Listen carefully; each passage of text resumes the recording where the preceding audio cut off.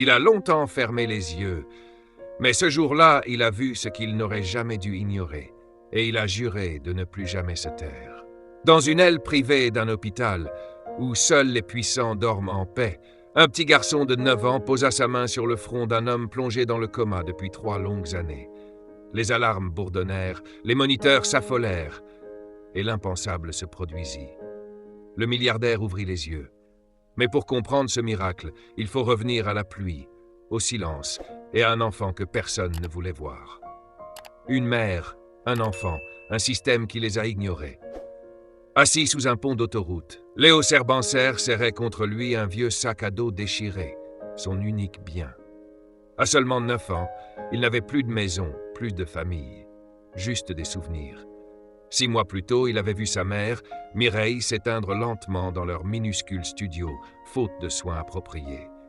À chaque visite à l'hôpital, les médecins lui disaient que ses douleurs n'étaient que du stress. Et Léo, dans un coin de la pièce, avait entendu un docteur marmonner. Les femmes comme elle, elles exagèrent toujours les symptômes. Après la mort de Mireille, l'assistance sociale avait perdu sa trace. Mais Léo n'était pas perdu. Il avait juste choisi la rue plutôt que ses foyers où d'autres enfants lui avaient raconté l'horreur. Il survivait. Il lisait, il pensait, il se souvenait. Le visage d'un homme qu'il avait oublié et qui allait tout changer. Une nuit d'octobre, fuyant la pluie battante, Léo découvrit une entrée de service mal fermée à l'hôpital Beaulieu. Il n'y avait plus mis les pieds depuis le décès de sa mère, mais le froid fut plus fort que la douleur. Il explora les couloirs vides, jusqu'à tomber sur une pièce au vitrage fumé, baignée d'un silence médical. Un homme y reposait, immobile, riche, entouré de machines au bruit lancinant. Léo apprit vite qui c'était. Adrien Langrois, un magnat de la tech tombé dans le coma lors d'un gala caritatif. 3 ans plus tôt. Mais ce visage, c'était pas un inconnu. Un souvenir lui revint. Une nuit pluvieuse, 2 ans plus tôt. Lui et sa mère, trempés, affamés. Un homme en costume leur avait proposé une voiture chauffée et un billet de 500 €. « Je ne peux pas vous laisser rentrer à pied par ce temps, madame. » Cet homme, c'était Adrien. Un enfant invisible, un homme oublié.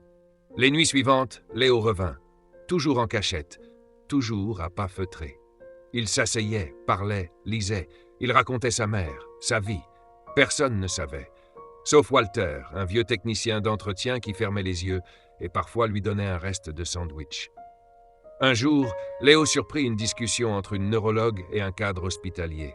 Son fils veut qu'on arrête les soins. L'argent commence à manquer. Mais il y a une activité cérébrale, minime, mais réelle. Léo comprit que le temps était compté. 3 jours. 3 jours avant que les machines ne soient débranchées. Le dernier espoir. Cette nuit-là, Léo prit une décision. Il resta dans la chambre. Il sortit un vieux roman de son sac. L'appel sauvage. Et il lut, pendant des heures. Puis il posa sa petite main sur le front du géant endormi. « Tu nous as aidés cette nuit-là, tu m'as sauvé sans le savoir. Maintenant c'est à moi. » Et soudain, les yeux d'Adrien Langrois s'ouvrirent. Cliffhanger et appel à l'action. Les alarmes explosèrent. Les médecins accoururent. Un miracle, disait-il. Mais Léo, effrayé, s'était caché dans la salle de bain attenante, invisible au chaos. Il ne savait pas que sa vie allait basculer, qu'on allait tout tenter pour l'effacer à nouveau. Mais cette fois, le silence ne gagnerait pas. Si tu es encore là, c'est que cette histoire t'a touché. Alors n'attends pas, abonne-toi maintenant. Active la cloche et laisse un like pour soutenir ce genre d'histoire vraie qui parle à tous. Ton soutien compte, et on continue l'histoire maintenant. On lui avait promis qu'il ne comptait pour personne, mais il avait réveillé un homme que la médecine croyait perdu. Et maintenant, cet homme allait tout risquer pour que le monde n'ignore plus jamais son nom. Le fantôme du couloir. Léo avait fui le vacarme de la chambre d'Adrien Langrois, se réfugiant dans un placard technique. Il écoutait, le cœur battant, les cris étouffés, les pas précipités. « Il est conscient. Appelez la neurologue tout de suite. C'est impossible, il bouge les yeux, il répond aux stimuli. » Mais aucun de ces professionnels ne savait que c'était la voix d'un petit garçon abandonné qui avait rallumé cette lumière. Une chasse à l'ombre. Le réveil d'Adrien fit l'effet d'une bombe. La presse campait devant l'hôpital. Les journaux titraient « Le géant s'éveille ». Mais en interne, un autre sujet préoccupait la direction. Qui était ce visiteur clandestin aperçu sur les caméras de nuit? Officier Barja, le chef de la sécurité, affirma avec mépris, probablement un môme des quartiers qui cherchait à voler des médocs. C'est toujours les mêmes. Personne ne contesta, sauf Walter, silencieux, mais de plus en plus inquiet. Adrien se souvient de lui. Au 12e étage, Adrien Langrois luttait contre les douleurs de son corps meurtri. Mais une seule chose accaparait son esprit. Il était là, je l'ai vu. Ce garçon, il m'a parlé pendant la nuit, il m'a raconté des histoires. Il en parla à sa neurologue, le docteur Lin. Elle, sceptique d'abord, se pencha sur les données des moniteurs. À chaque passage nocturne du visiteur inconnu, l'activité cérébrale d'Adrien avait augmenté. Statistiquement insignifiant ou miracle invisible? Le froid, l'indifférence et la chute. Dehors, l'hiver précoce frappait fort. Les refuges affichaient complets. Léo, refusant de compromettre Walter, dormait à même le sol d'une ruelle, blotti sous du carton détrempé. Jusqu'au matin où des employés d'un restaurant trouvèrent un petit corps gelé, inconscient, les doigts bleuis. L'ambulance le ramena d'urgence à l'hôpital Beaulieu, la même où il avait donné vie, la même où personne ne le reconnaissait. Une voix pour lui. Le docteur Lin le vit, reconnaissant aussitôt son visage fin, ses yeux perçants.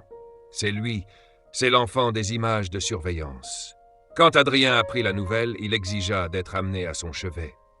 Il avança avec difficulté, aidé d'un déambulateur. Mais son regard ne tremblait pas.